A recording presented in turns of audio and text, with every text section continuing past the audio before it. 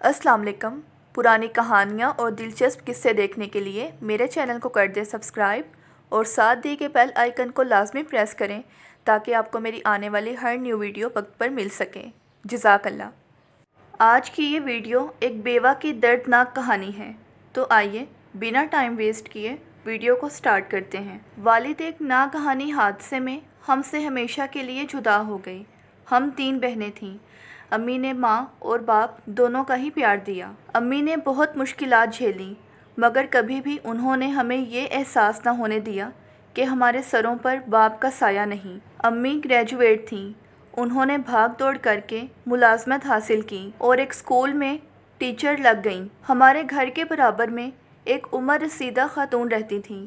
बदकिस्मती से उनकी कोई औलाद न थी और शोहर ने दूसरी शादी करने के बाद उनको बेसहारा छोड़ दिया था। अम्मी उन्हें आंटी और हम उन्हें नानो जी कहकर बुलाते थे। वो 30 साल से इस घर में मुकीम थीं क्योंकि ये उनके वालिद साहब का घर था। नानो जाहिदा जवानी में नौकरी किया करती थीं, फिर रिटायर्ड हो गईं और फिर वो पेंशन की रकम से गुजारा करने लगीं। उनके बहुत कम रिश्तेदार थे जो उनसे कभी कभार मिलने आ जाया करते थे, वगरना ये अकेली अपनी ज़िंदगी की कश्ती खींचने पर मजबूर थीं। जब हमारी अम्मी बेवा हुई तो नानो जाहिदा बहुत परेशान हुई। उन्होंने हमारी माँ को सहारा दिया। वो दुख बांटने के लिए हमारे घर आईं और अम्मी का घरेलू कामों में हाथ बटाने लगीं। नानो जाहिदा की वजह से हमारी अम्मी को बहुत सहारा मिला। जब वो स्कूल पढ़ाने जाती तो अगर हम में से कोई बीमार होता तो अम्मी हमें नानो जी के घर छोड़ जाती। वो हमारा बहुत अच्छे से ख्याल किया करती। अक्सर बीमारी में नानो ही हमें डॉक्टर के पास लेकर जाया करती थीं। सच कहूँ तो अगर नानो जाहिदा का घर पड़ोस में ना होता तो मेरी अम्मी को ज़िंदगी की मुश्किलात से मुकाबला करना दुश्वार हो जाता। वो अम्मी का सहारा और अम्मी नानो जी का सहारा बन गई थीं। वक्त गुजरता रहा। अम्मी उम्र रसीदा, हम जवान और नानो जाहिदा बूढ़ी होती चली गईं। मेरी दोनों बड़ी बहनों ने तालीम मुकम्मल कर ली और अम्मी की कोशिशों से वो अपने घरों की हो गईं। अलीज़ा और ज़ैनब की शादी के बाद अम्मी बीमार पड़ गईं। मैं ज़्यादा उनके करीब रहने लगी ताकि अम्मी को अलीज़ा और ज़ैनब की कमी महसूस ना हो। बताते चलूँ कि मेरी दोनों बहनों की शादियाँ 2 सगे भाइयों से हुईं जो अपने खावंदों के साथ बैरून मुल्क चली गईं। हमारा घर बहुत बड़ा था। मैं और अम्मी इस बड़े से घर में अकेले ही रहते थे। इस वजह से भी अम्मी का दिल घबराता था और फिर उन्होंने नानो को कहना शुरू कर दिया कि आंटी, आप अपना घर किराए पर देकर हमारे साथ हमारे घर आकर रहिए। पहले तो नानो ये बात मानती न थी, लेकिन फिर वो हमारी अम्मी की इस बात पर राज़ी हो गईं। उन्होंने अपना घर किराए पर दे दिया और अपना सामान हमारे घर के एक पोर्शन में मुंतकिल कर दिया। उनका सामान बहुत मुख्तसर था। अम्मी ने उन्हें 2 कमरे दे दिए। एक कमरे को उन्होंने अपना बेडरूम बना लिया और दूसरे में सोफ़े लगा दिए कि अगर उनका कोई मेहमान या फिर रिश्तेदार आए तो वो उन्हें वहाँ बिठा सकें। खाना वो हमारे साथ ही खाती थीं, इसलिए उन्होंने अपना डाइनिंग टेबल और कुर्सियाँ किराएदार को ही दे दीं ताकि ये चीज़ें किसी के इस्तेमाल में आ सकें। उनके आ जाने से हमें बहुत सुकून मिला क्योंकि वो बहुत अच्छी और नेक खातून थीं। अम्मी से मिलने सिर्फ़ उनकी वो सहेलियाँ आती थीं जो उनके साथ स्कूल में पढ़ा चुकी थीं। हमसायों की तरफ हमारा ज़्यादा आना जाना नहीं था। अब बाकी रह गए हमारे रिश्तेदार, तो मेरे अम्मी अब्बू की पसंद की शादी थी, इसलिए दोनों ख़ानदान आपस में नहीं मिलते थे। तभी हम ननियाल और ददियाल से महरूम थे। अब्बू ने विरसे में कुछ जायदाद छोड़ी थी। शुरू में तो अम्मी को इस बात का इल्म न था। फिर एक रोज़ मेरे वालिद साहब के कज़न हमारे घर आए। उन्होंने कागजात अम्मी के सुपुर्द करते हुए कहा, ये आपके और आपके बच्चों की अमानत है जो आपके शोहर ने मेरे पास रखवाई थी, क्योंकि ये साहब वकील थे। बाद में उन्होंने अम्मी का काफ़ी हद तक साथ दिया। अब्बू की जायदाद में से हमारा हिस्सा अम्मी को मिल गया।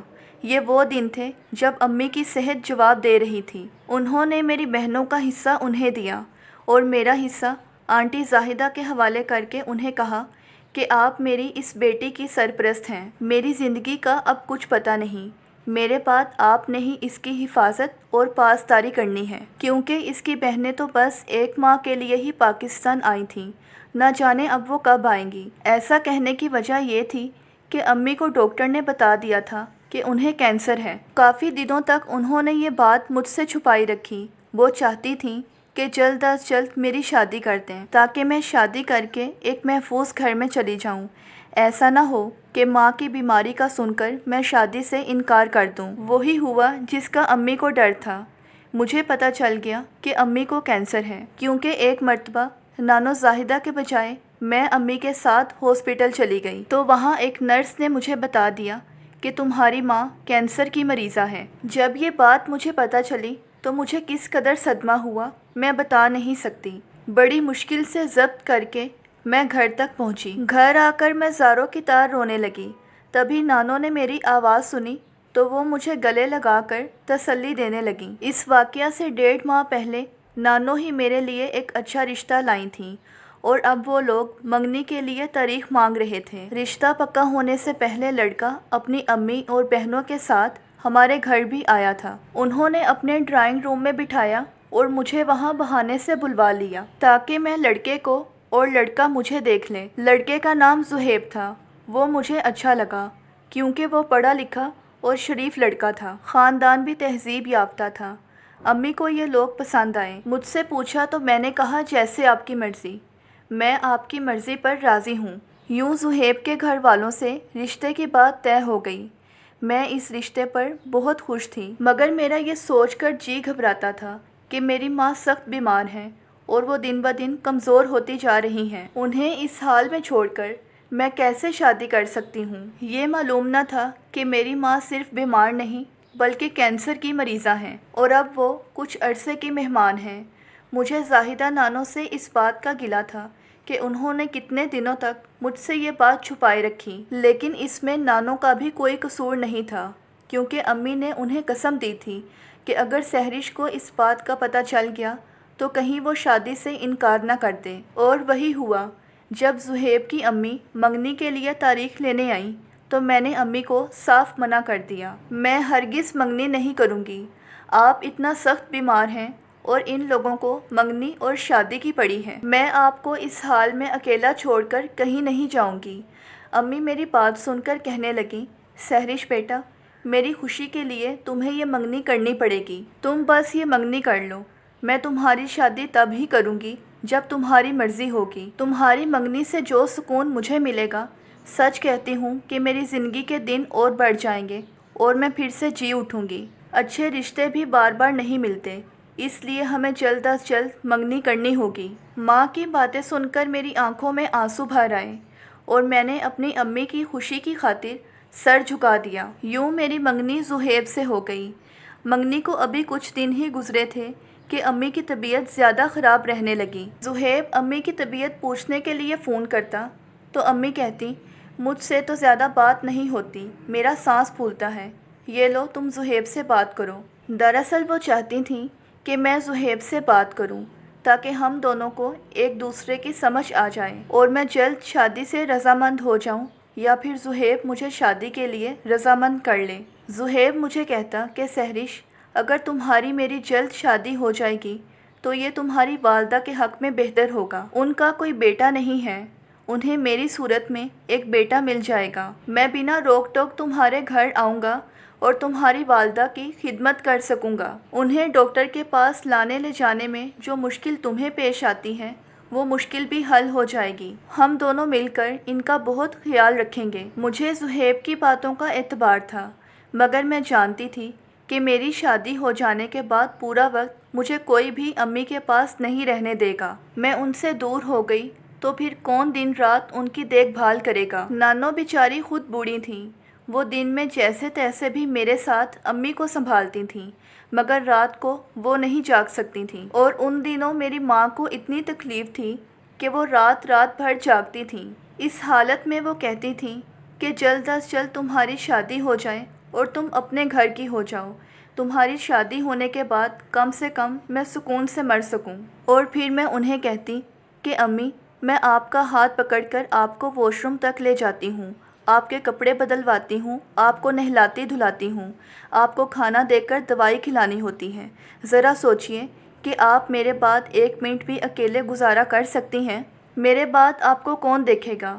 علیزہ اور زینب تو اپنے خامدوں کے ساتھ بیرون ملک چلی گئی ہیں तो फिर ذرا سوچئے میرے جانے کے بعد آپ ایسی حالت میں کیسے گزارا کریں گی۔ امی اس حقیقت کو سننا نہیں چاہتی تھیں۔ وہ میری ان باتوں سے آنکھیں بند کر لیتی تھیں اور مجھ سے کہتی تھیں کہ سحرش بیٹا تم کیوں فکر کرتی ہو؟ تمہارے جانے کے بعد میرا اللہ مالک ہے، تم بس اپنے مستقبل کے بارے میں سوچو۔ مجھے تو یہ سوچ کر ہی وحشت ہوتی ہے کہ میرے بعد تمہارا کیا بنے گا، تم اس گھر میں اکیلی کیسے رہ پاؤ گی، اور اگر کسی کو پتہ چل گیا کہ تمہارے نام پر پیسے ہیں تو تمہارے اور بھی دشمن پیدا ہو جائیں گے۔ کاغذات امی نے نانو کے پاس رکھوا دیے تھے۔ وہ کہتی تھیں کہ تم بہت سیدھی سادی ہو، تم سے کوئی بھی آسانی کے ساتھ یہ سب کچھ ہتھیا لے گا، کیونکہ نانو سمجھدار تھیں۔ بے شک وہ سمجھدار تھیں، لیکن ان کی بھی زندگی کا کیا بھروسہ تھا۔ امی کو خوف تھا کہ ان کے بعد میرا کیا ہوگا، اس لیے وہ میری شادی جلد از جلد کر دینا چاہتی تھیں۔ لہٰذا انہوں نے زہیب کی امی کو بلا کر بات کی۔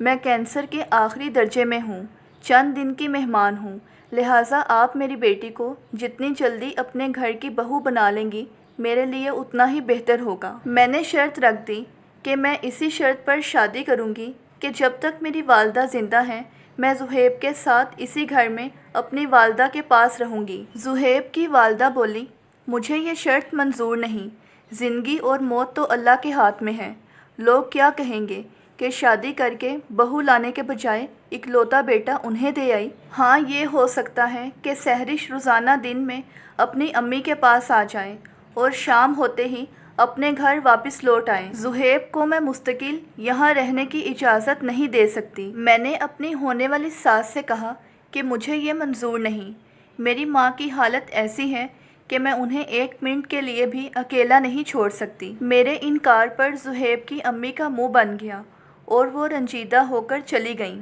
امی یہ ہرگز نہیں چاہتی تھیں کہ زہیب سے ہمارا بنا بنایا رشتہ کسی بھی وجہ سے ٹوٹ جائے۔ میں بھی حقیقت سے آنکھیں نہیں چرا سکتی تھی۔ جس ماں نے ہمیں محنت مشقت کر کے پروان چڑھایا، آج میں بھلا انہیں اس حال میں چھوڑ کر دوسرے گھر کیسے جا سکتی تھی؟ یوں ہماری شادی کی بات ختم ہو گئی۔ زہیب نے مجھے فون کیا کہ سحرش تم ابھی کے لیے امی کی بات مان لو، جب ہماری شادی ہو جائے گی تو میں تمہارا پوری طرح سے ساتھ دوں گا۔ میں نے زہیب سے کہا کہ ٹھیک ہے، مجھے کچھ سوچنے کا موقع دو، میں جلد ہی تمہیں سوچ کر جواب دوں گی۔ ایک دن زہیب نانو سے ملنے ہمارے گھر آیا۔ نانو زہیب سے کہنے لگی میں تمہاری والدہ سے ملنے تمہارے گھر آؤں گی۔ ہم میں سے کسی کو بھی علم نہیں تھا کہ نانو کیا کر رہی ہیں۔ اپنی طرف سے تو وہ میرا بھلا ہی کر رہی تھیں، لیکن برا ہو گیا۔ نانو نے جا کر زہیب کی ماں کو بتایا کہ لڑکی کے نام کافی روپے پیسہ بینک میں جمع ہے، جو اس کے مرحوم باپ کی وراثت کی وجہ سے ملا ہے، اور یہ بڑا سا گھر جس میں یہ دونوں ماں بیٹی رہتی ہیں، سحرش کی ماں یہ مکان بھی اپنی بیٹی کے نام لگا دے گی، کیونکہ پہلے دونوں لڑکیوں کی شادی امیر گھروں میں ہوئی ہیں اور وہ کبھی بھی اس گھر میں سے حصہ نہیں لیں گی۔ مکان کافی مالیت کا تھا۔ زہیب کی ماں لالچ میں آ گئی اور اس نے یہ رشتہ توڑنے کے بجائے انہیں مہلت دے دی۔ اس بات کے ایک ماہ بعد میری امی وفات پا گئیں اور میری زندگی میں اندھیرا کر گئیں۔ کچھ دنوں تک تو مجھے ہوش نہ رہا، بیچاری نانو ہی سب کچھ سنبھالتی رہیں۔ امی کی وفات کی اطلاع میری بہنوں کو بھی دے دی گئی۔ امید تھی کہ وہ آئیں گی، مجھے گلے لگا کر تسلی دیں گی، اور نانو کا یہ خیال تھا کہ وہ آ جائیں اور میری شادی زہیب سے کر جائیں۔ 6 ماہ بعد علیزہ اور زینب آ گئیں، مگر انہوں نے مجھے تسلی دینے کے بجائے نانو سے کہا کہ وہ اس گھر میں سے اپنا حصہ لینے آئی ہیں۔ نانو نے انہیں بتایا کہ تمہاری ماں نے وصیت کی تھی کہ یہ گھر میری چھوٹی بیٹی کے نام کر دیا جائے۔ انہوں نے کہا کہ ہم کسی وصیت کو نہیں مانتی، ہمارے شوہر ہم سے یہی کہتے ہیں کہ ہمیں اس گھر میں سے اپنا حصہ لینا چاہیے۔ جب میں نے یہ بات سنی تو مجھے بہت دکھ ہوا، لیکن پھر بعد میں نے نانو کو سمجھایا کہ امی کی وصیت کو چھوڑیں، گھر میں سے جو ان کا حصہ بنتا ہے ہمیں ان کو دے دینا چاہیے، تاکہ بہنوں کا پیار بھرا رشتہ کبھی ختم نہ ہو۔ میں نے خوشی سے اپنی دونوں بہنوں کو جو ان کا حصہ بنتا تھا وہ دے دیا اور وہ مکان بیچ کر چلی گئیں۔ رقم نانو نے میرے نام پر جمع کروا دی کہ تم کبھی پلاٹ خرید کر اپنا گھر بنوا لینا، فی الحال تم میرے ساتھ میرے گھر چلو۔ جب میں نانو کے ساتھ ان کے گھر شفٹ ہوئی تو نانو نے زہیب کی امی کو بلا کر ساری بات بتائی اور بتایا کہ سحرش نے وہ مکان اپنی بہنوں کو دے دیا ہے۔ زہیب کی امی نے جب یہ بات سنی تو وہ بولی، آپ تو کہتی تھی کہ وہ مکان بس سحرش کا ہے۔ نانی بولی، ہاں مکان تو سحرش کا ہی تھا، مگر یہ جھگڑا نہیں چاہتی تھی، اس لیے اس نے اپنے گھر میں سے اپنی بہنوں کو بھی حصہ دے دیا۔ زہیب کی امی نے جب یہ بات سنی تو وہ تو غصے سے آگ بگولا ہو گئیں اور کہنے لگیں، تو تم نے مجھے دھوکے میں کیوں رکھا؟ اب تم اس لڑکی کو اپنے پاس ہی رکھو، مجھے ایسی لڑکی کو اپنی بہو ہرگز نہیں بنانا۔ ارے میرے زہیب کے لیے تو بہت لڑکیاں، کیا وہ کسی سے کم ہے؟ اور وہ منگنی توڑ کر یہاں سے چلی گئی۔ مجھے اس بات کا ذرا بھی افسوس نہ ہوا، مگر نانو بیچاری بہت پریشان رہنے لگیں، کیونکہ زہیب خود ایک سلجھا ہوا اور شریف لڑکا تھا اور وہ لالچی بھی نہیں تھا۔ زہیب کی ماں نے اسے جا کر بتایا کہ وہ کس وجہ سے رشتہ ختم کر آئی ہیں۔ کچھ دن بعد زہیب نے نانو کو فون کیا اور کہنے لگا، میں اب بھی سحرش کے ساتھ ہی شادی کرنا چاہتا ہوں۔ بے شک وہ مکان سے محروم ہو گئی ہے، لیکن وہ مجھے ایسے ہی قبول ہے۔ زہیب تو اس رشتے پر راضی تھا، مگر زہیب کے والدین اس رشتے پر قطعی راضی نہ تھے۔ اس نے اپنے چند دوستوں کے ساتھ نانو کے گھر آ کر مجھ سے نکاح کیا۔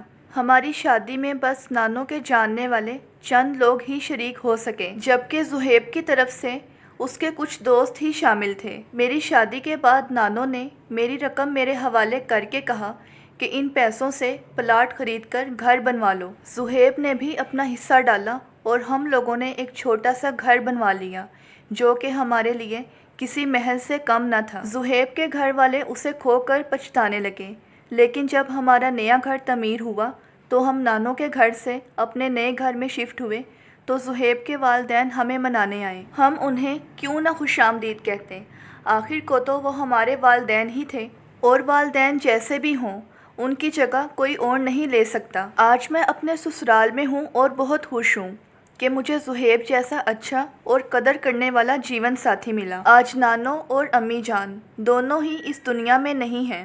اے کاش اگر وہ حیات ہوتی تو میری خوشیوں بھری زندگی کو دیکھتی، لیکن مجھے یقین ہے کہ ان کی روحیں ہمیں خوش و خرم دیکھ کر بہت خوش ہوتی ہوں گی اور انہیں سکون ملتا ہوگا۔ اسی طرح ہمیں کبھی بھی اپنی زندگی میں دولت کے پیچھے نہیں بھاگنا چاہیے۔ زہیب نے بہت عقل مندی سے کام لیا اور آج یہ دونوں اپنی زندگی میں بہت خوش ہیں۔ آپ کو میری آج کی یہ ویڈیو پسند آئی ہو تو ویڈیو کو لائک کرنا مت بھولیے گا۔ ملتے ہیں نیکسٹ ویڈیو میں، تب تک کے لیے اللہ حافظ۔